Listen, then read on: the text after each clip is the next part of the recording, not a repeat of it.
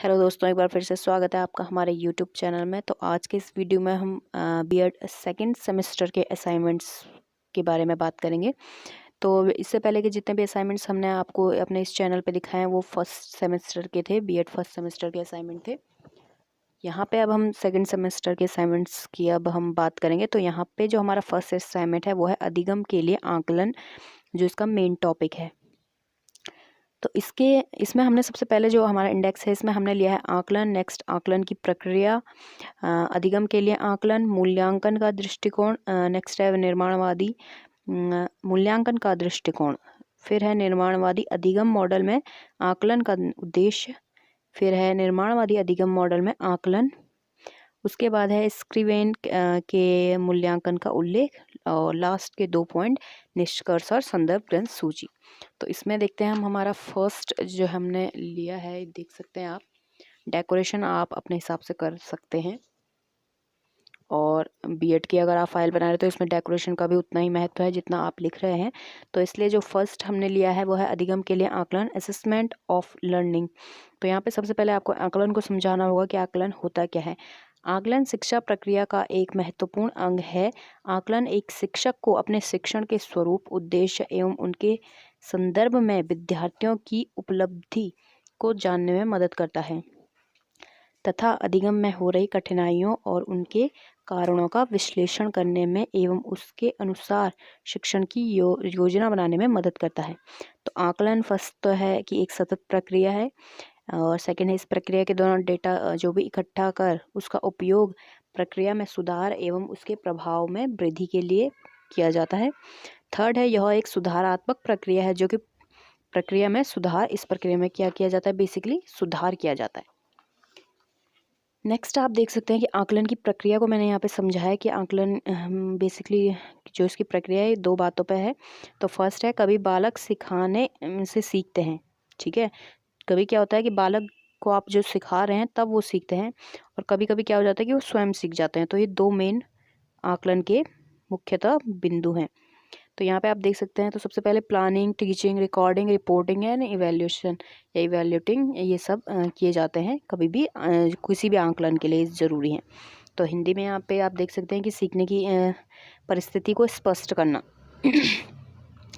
Next है रणनीतियों की रचना। थर्ड है गतिविधियों का निर्धारण, मूल्यांकन विधियों का चयन।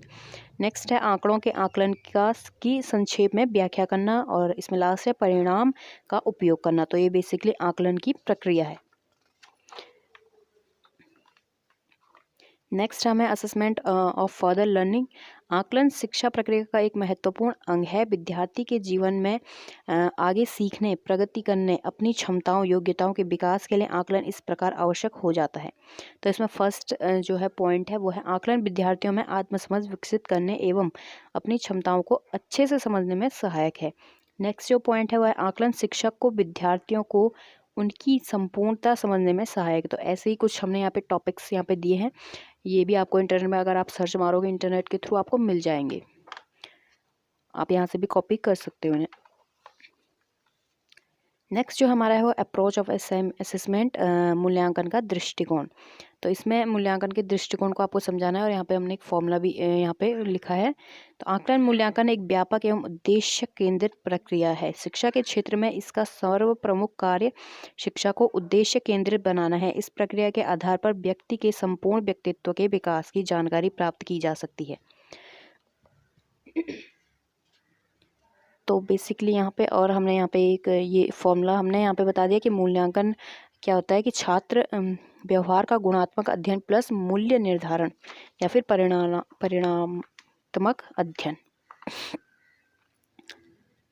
नेक्स्ट जो है वह है निर्माणवादी मूल्यांकन का दृष्टिकोण।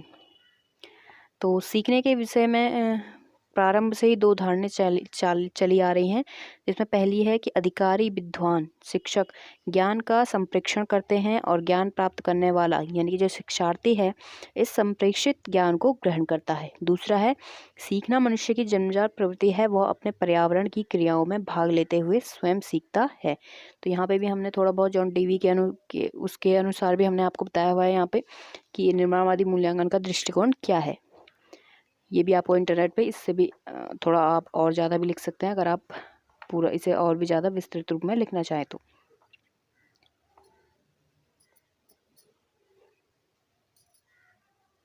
नेक्स्ट है वो है निर्माणवादी अधिगम मॉडल में आकलन के उद्देश्य। अब यहाँ पे हम आकलन के उद्देश्यों के ऊपर बात कर रहे हैं। तो इसमें पहला है अधिगमकर्ताओं के पूर्व ज्ञान का आकलन करना। दूसरा है अधिगमकर्ताओं के चिंतन, तर्क और समस्या समाधान की मानसिक शक्तियों का आकलन करना। थर्ड पॉइंट है अधिगमकर्ताओं की अंतःक्रिया की प्रवृत्ति का आकलन करना। नेक्स्ट है अधिगम प्रक्रिया के परिणाम स्वरूप निर्मित ज्ञान का आकलन करना। और नेक्स्ट है अधिगमकर्ताओं में ज्ञान की समझ और उसके प्रयोग की क्षमता का आकलन करना। तो बेसिकली ये 5 पॉइंट्स यहाँ पे हमने इसके उद्देश्य दिए हैं निर्माणवादी अधिगम मॉडल में, जो भी आकलन है उसके उद्देश्य हैं। अब ये मेन पॉइंट है कि निर्माणवादी अधिगम मॉडल में आकलन आखिर होता क्या है। तो यहाँ पे भी आप देख सकते हैं कि हमने ये सारा का सारा इंटरनेट के थ्रू हमने ये कलेक्ट किया और तब हमने यहाँ लिखा है निर्माणवादी अधिगम मॉडल में अधिगमकर्ताओं के ज्ञान और उनकी मानसिक शक्तियों का आकलन 2 बार किया जाता है। तो पहला क्या है कि अधिगम की प्रक्रिया शुरू करने से पहले और उसके बाद अधिगम की प्रक्रिया पूरी करने के बाद। इन्हें क्रमशः अधिगम के लिए आकलन और अधिगम के लिए आकलन कहा जाता है, या फिर अधिगम के लिए आकलन कहें या फिर अधिगम का आकलन कहा जाता है। जो पहले होगा यानी कि अधिगम की प्रक्रिया शुरू करने से पहले को हम बोलेंगे कि अधिगम के लिए आकलन किया जा रहा है, और जब हम सब कुछ पढ़ाने के बाद उनका आकलन करते हैं तो उसके बाद हम बोलेंगे कि अधिगम का आकलन किया जा रहा है। तो ये सारा कुछ हमने यहाँ पे नोट डाउन किया है। इसमें भी 2 पार्ट्स आते हैं कि स्क्रीवेन ने 2 प्रकार के मूल्यांकनों का उल्लेख किया है। तो सबसे पहला है रचनात्मक मूल्यांकन और दूसरा है योगात्मक मूल्यांकन। और ये दोनों ही हमने यहाँ पे थोड़ा थोड़ा इन्हें डिफाइन किया हुआ है, इन्हें बताया हुआ है कि क्या क्या ये चीज़ें होती हैं। एंड लास्ट में हम पहुँचते हैं कि निष्कर्ष।